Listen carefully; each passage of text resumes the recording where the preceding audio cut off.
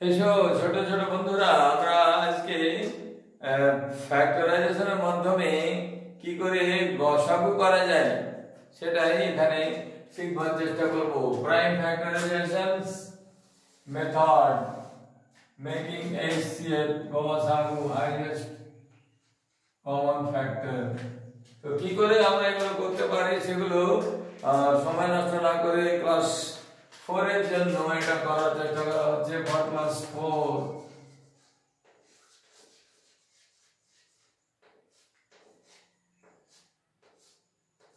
তো যে সমস্ত ক্লাস 4 এর ভাই বোনেরা এগুলো ঠিক করে বুঝতে পারে না তাদের জন্য এটা করার চেষ্টা করা হচ্ছে। এটা মন দিয়ে দেখো কি করে ফ্যাক্টর বার করা হচ্ছে। এখানে ওয়ার্ডগুলো নাম্বারগুলো দেওয়া আছে কোশ্চেনে 48 96 144 and 16। এক একটা করে ফ্যাক্টর বার করছি। এখানে আমি প্রথমে 48 প্রথমে 2 দিয়ে এটা কাটতে হবে। তো 2 দুগুনি 4 আর 4 দুগুনি 8 24।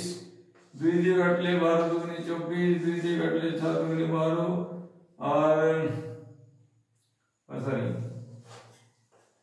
2 দিয়ে কাটলে 4 দুগুনি 12, 2 দিয়ে কাটলে 3 দুগুনি 6 আর 3 দিয়ে কাটলে 1।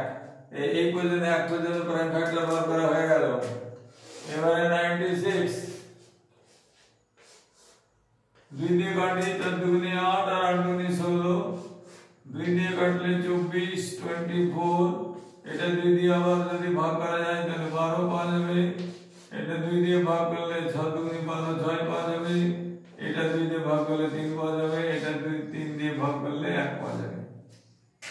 বোঝা যাচ্ছে? মানে এইভাবে ফ্যাক্টর গুলো করে নিতে ভাগ করে ডিভিশন করতে হবে। এবারে 144 144 কে প্রথমে কি করলাম, যেহেতু 4 সে আছে তো 2 দিয়ে ডিভাইড করলাম, 3 দিয়ে যাবে না। 7 to the 14 2 to the 4 72 140। 2 দিয়ে ভাগ করলে 3 দুগুনি 6 1 2 6 দুগুনি 12 আর 2 দিয়ে কাটলে 18 হলো। 2 দিয়ে ভাগ করলে এখানে 9 হবে। 3 দিয়ে ভাগ করলে 3 হবে আর 3 দিয়ে এখানে ডিভিশন করলে 1 হবে। লাস্ট পর্যন্ত 1 পর্যন্ত করে নিয়ম যে এটা দেখাতে হয় যে এরপর আর কোনো ফ্যাক্টর নেই। This is the last factor. বোঝা যাচ্ছে? এইটা হলো। এবারে এখানে আমাদের 16 একটা আছে। 16 ছোট সংখ্যা খুব। 2 দিয়ে ভাগ করলে 8 হলো। 2 দিয়ে ভাগ করলে 4 হলো। 2 দিয়ে ভাগ করলে 2 হলো আর 2 দিয়ে ভাগ করলে 1 হলো। এবারে কি করে আমরা এটাকে HCF কি করে বাস লিখবো? লেখার জন্য এখানে এক এক করে লিখতে হবে। নাম্বার 1 48 এটা হলো 2 into 2 into 2 1 2 3 4 5 3 4 into 2 into 3 এটা লিখলাম। 48 এর পরে এবার হলো 96 96 দিয়ে কটা আছে? 2 1 2 3 4 5 পাঁচটা আছে। 2 into 2 into 2 into 2 into 2 into last একটা 3 আছে। হয়ে গেল। এবারে নেক্সট নাম্বারটা আছে 144।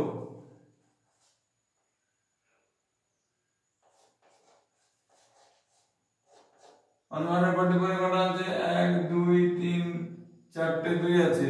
2 into 2 into 2 into 2 4টে 2 আছে। তারপরে একটা 3 আছে। একটা 3 আছে। হয়ে গেল। এবার লাস্টে হলো 16। এগুলো নাম্বার দেওয়ার দরকার নেই, এমনি অ্যাস্টারিক মার্ক দিলে হবে।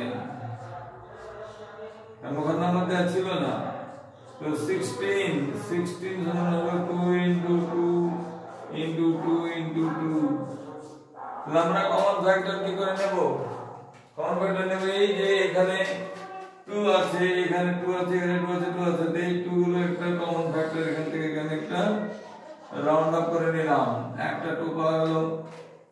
এবারে দ্বিতীয়বার দেখা গেল আবার এইখানে 2 রয়েছে, এখান থেকে 2, এখানে 2, এখানে 2, এখানে 2, সব জায়গায় 2 রয়েছে।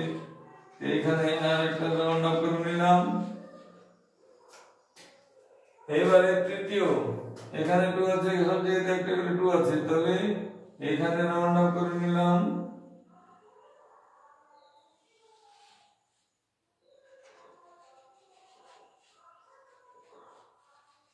এখানে গেল 3টে পাওয়া গেল। এবার চতুর্থটা পাওয়া যায়, এখানে দেখি 1, 2 পাওয়া গেল, 3টে 4টে। তো এইখানে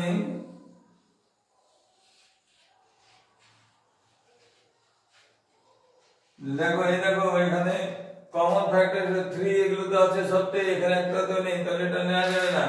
তো এর মধ্যে কমন ফ্যাক্টর কি নিতে হবে? এই কমন সব জায়গাতে 2 করে পাওয়া গেছে, আনসার এখানে লিখতে করে এই CF কি হবে এখানে? এখান থেকে একটা 2, এখান থেকে একটা 2, এখান থেকে একটা, এখানে একটা 2। তো 2 into 2 into 2 into 2, তো 2 2 4, 4 2 8, 8 2 16, এই CF হলো 16, এটা হলো আনসার। বুঝা গেল? দেওয়ার পরে এই CF কি বললো এখানে? এইভাবে বার করে দেখানো হলো। বুঝা গেল কিছু কি? এবার আমি আরেকবার রিপিট করে দিচ্ছি, কোন সংখ্যার হিসাব করতে হলে প্রথমে সেই সংখ্যাগুলোর আলাদা আলাদা করে ফ্যাক্টরাইজেশন করতে হবে। এগুলো ফ্যাক্টরাইজেশন মেথড।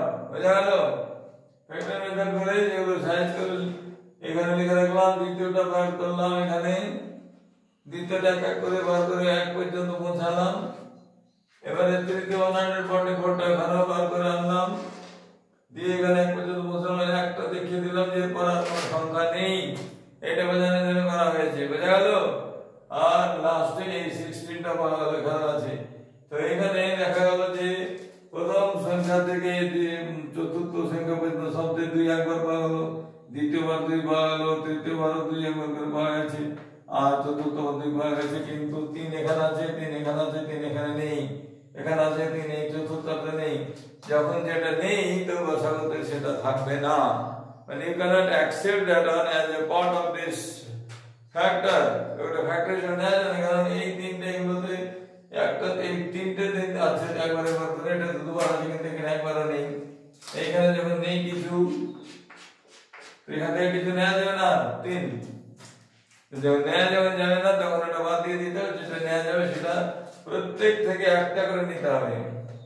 এই গ্রুপ থেকে একটা 2, এই গ্রুপ থেকে একটা 2, এই গ্রুপ থেকে একটা 2, আর এই গ্রুপ থেকে একটা 2, 4টে গ্রুপ থেকে 4টে 2 দিয়ে মাল্টিপ্লাই করে দিলে 16 হয়ে গেল। এটাই হলো এই শেপ। বুঝা গেল?